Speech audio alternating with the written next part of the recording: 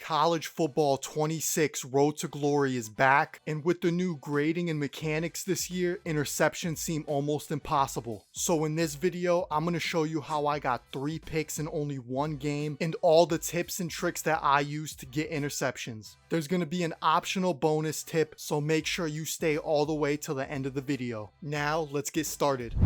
Tip number 1, settings.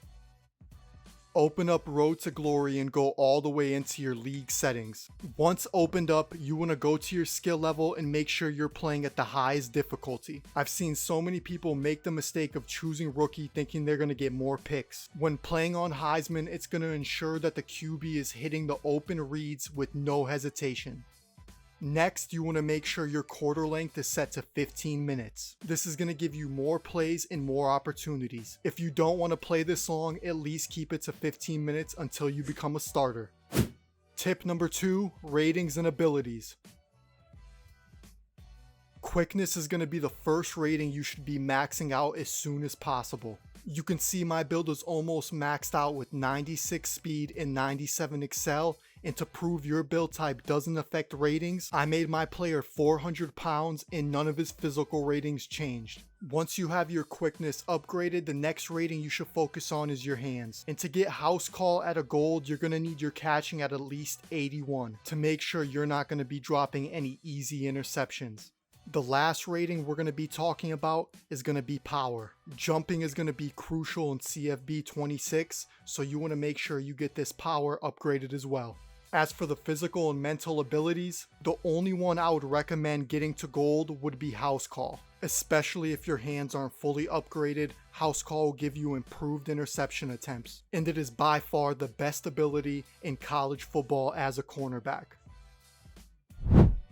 Tip number 3, play calling.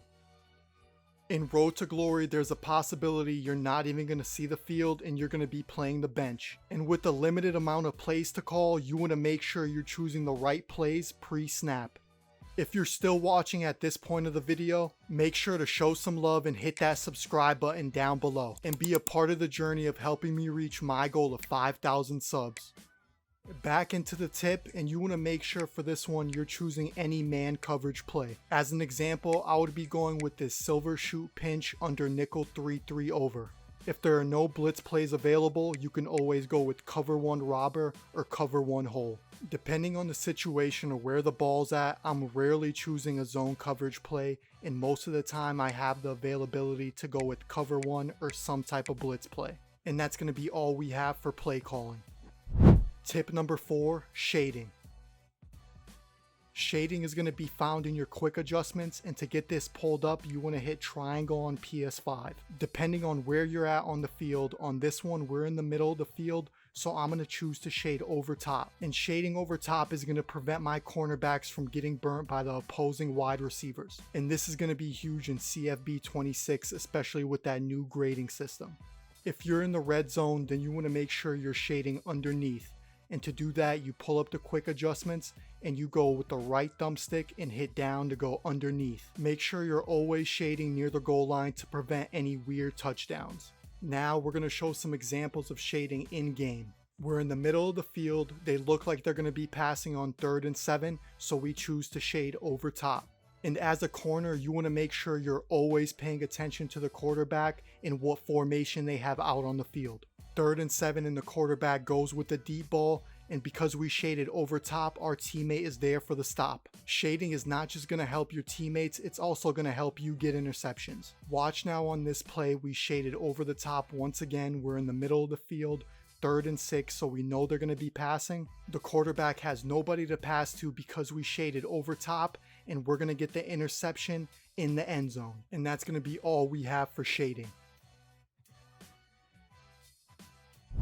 Tip number 5, strafing.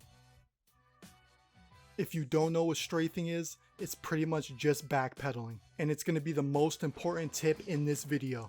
If you never used it, it's going to be L2 on PS5, and it's usually the left trigger. On the start of every single play, I'm always holding down that strafing button and waiting for the route to develop.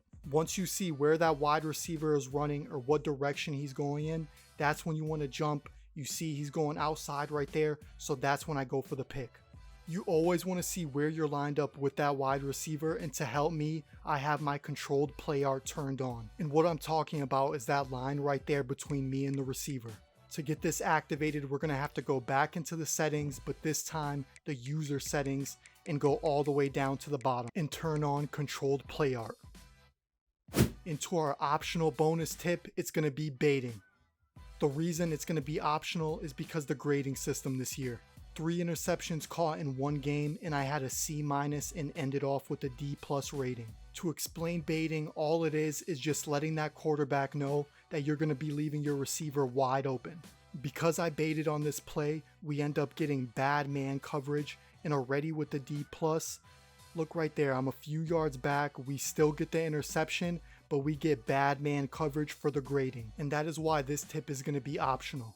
Baiting is easier in Madden and College Football 25, especially with the easier grading systems, but in this one, you're going to have to find that sweet spot, and sometimes it's just not going to work and you're going to get beat. You could see on that last one, I just came way too late and he was already past the 30 before I started sprinting. I leave the wide receiver open, and as soon as I see he's going for a streak route, I'm going to start running as soon as he's lined up with me. The quarterback takes the bait, and we're going to sprint all the way down for the easy pick, and we push him off, and we're going to get some yards after that interception.